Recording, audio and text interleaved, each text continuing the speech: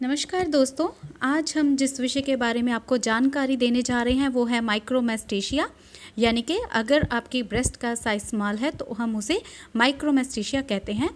तो small breast अगर size है तो इसमें जो महिला है वो अपने आप को बहुत ही शर्मिंदगी महसूस करती है, लेकिन ऐसी कोई बात नहीं है, क्योंकि अगर ब्रेस्ट का साइज़ स्मॉल है तो इसके लिए आप इसको इंक्रीज़ करने के लिए कुछ ऐसे मेथड्स जो हैं, जो कि कुछ नॉर्मली नेचुरली भी हैं और सर्जिकल भी हैं, तो उनको आप अपनाकर जो ब्रेस्ट का साइज़ है उसे इंक्रीज़ किया जा सकता है, जिससे कि बॉडी को एक परफेक्ट शेप जो है वो मिलती है।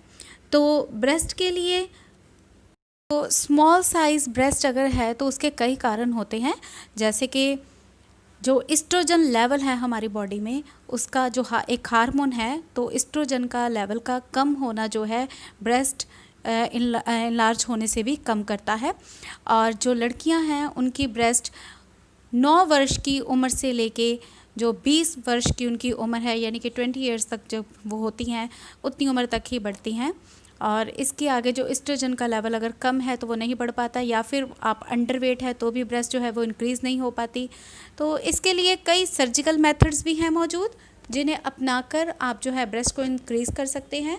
और कुछ इस तरह के फैक्ट्स हैं जो कि ब्रेस्ट के बारे में हैं, जिनके बारे में आपको नहीं पता, जैसे कि आपका जो राइट ब्रेस्ट है वो लेफ़्ट से थोड़ा बड़ा होगा, और अगर आप एक्सरसाइज करेंगे तो जो ब्रेस्ट है वो 8 नंबर की दिशा में घूमेगा।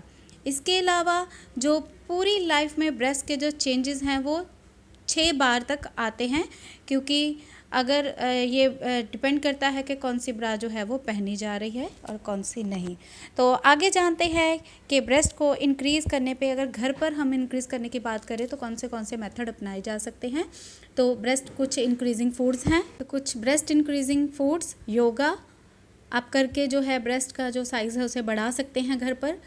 कुछ ऑयल्स इस तरह के हैं जिनकी मसाज करके आप जो है ब्रेस्ट का साइज़ इंक्रीज़ कर सकते हैं, और कुछ एक्सरसाइज के बारे में हम आपको बताएंगे जिनके द्वारा आप अपनी ब्रेस्ट के साइज़ को इंक्रीज़ कर सकते हैं। तो चलिए सबसे पहले शुरू करते हैं फूड्स के बारे में।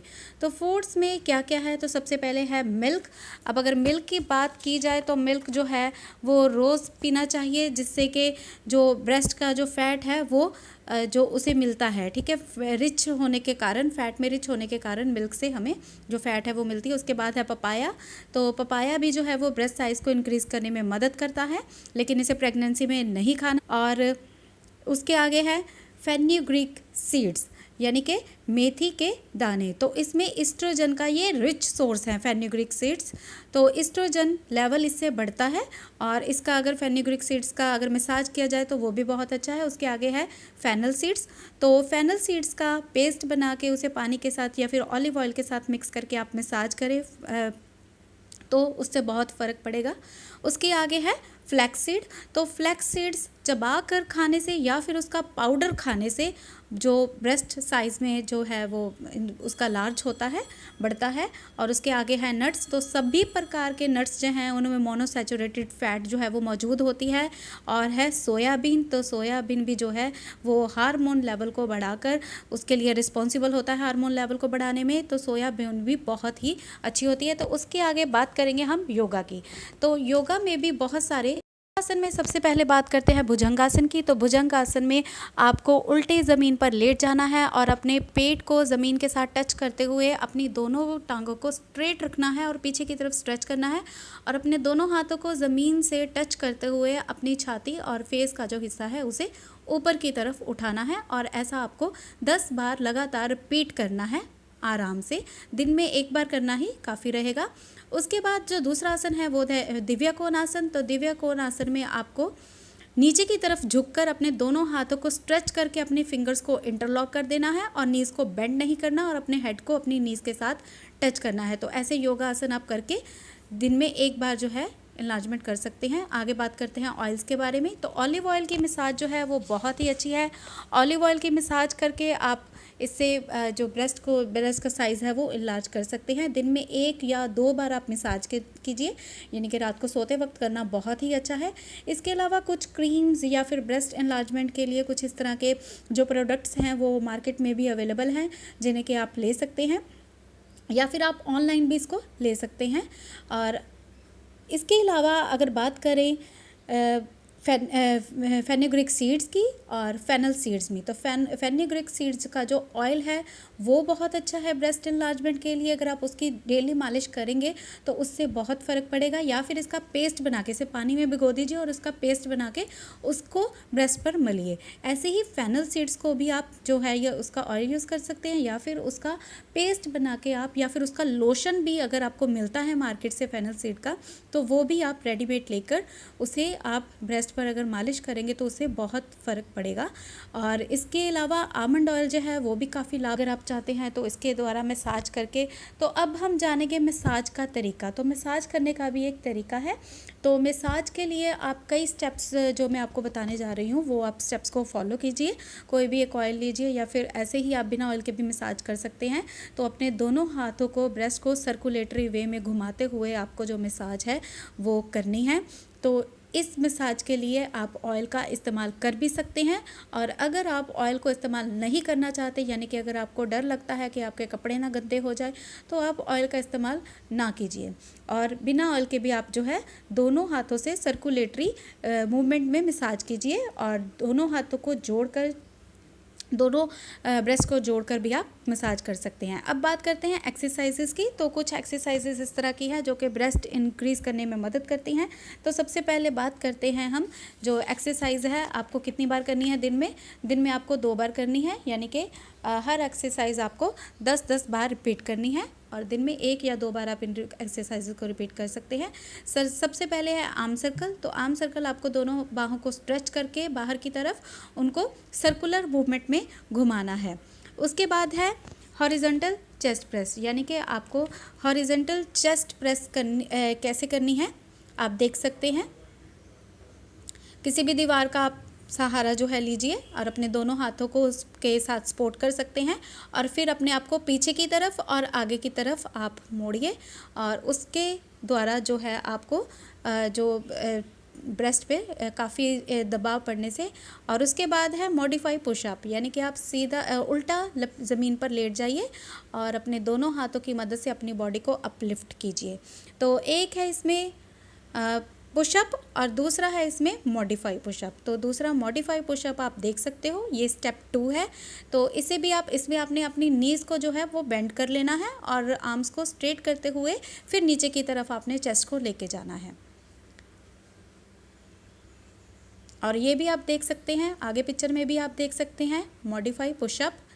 तो मॉडिफाई पुशअप जो है वो बहुत ही हेल्पफुल है ब्रेस्ट के साइज़ को इनलार्ज करने के लिए।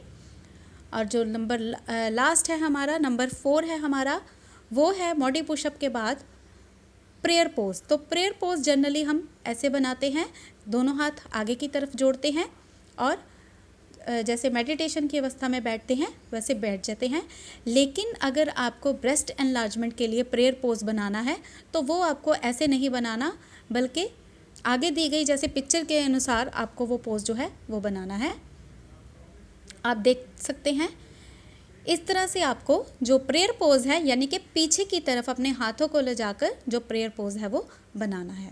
तो इस तरह से जो एक्सरसाइज है आप करके अपने घर पर ही जो अपने ब्रेस्ट का साइज़ है उसको, यानी कि बड़ी ही आसान तरीके से एक्सरसाइजेस के द्वारा, योगा आसन के द्वारा बना सकते हैं। अब कुछ सप्लीमेंट्स की बात करते हैं तो मार्केट में बहुत सारे क्रीम, लोशंस, कैप्सूल जो हैं अवेलेबल हैं, लेकिन अगर इनका कोई साइड इफ़ेक्ट हो जाए तो इसका बहुत ही, यानी कि आपके ऊपर साइड इफ़ेक्ट होने के चांसेस भी रहते हैं। अगर आप इसीलिए इसको आप कंसल्ट कीजिए किसी डॉक्टर के साथ। अगर आपको ये लेने हैं तो पहले डॉक्टर से कंसल्ट करने के बाद ही आप ये लेने का जो है डिसीजन है वो लीजिएगा।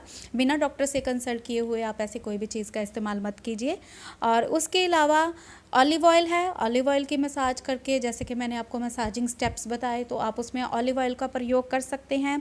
और दिन में कम से कम 10 बार जो है वो मसाज कीजिए इसकी, यानी कि एक बार में 10 बार। लेवेंडर ऑयल है, उसके अलावा टी ट्री ऑयल है, टी ट्री ऑयल को भी आप उसी तरह से यूज़ कर सकते हैं। और इसके अलावा कुछ और इसेंशियल्स ऑयल जो हैं उनका भी आप यूज़ कर सकते हैं।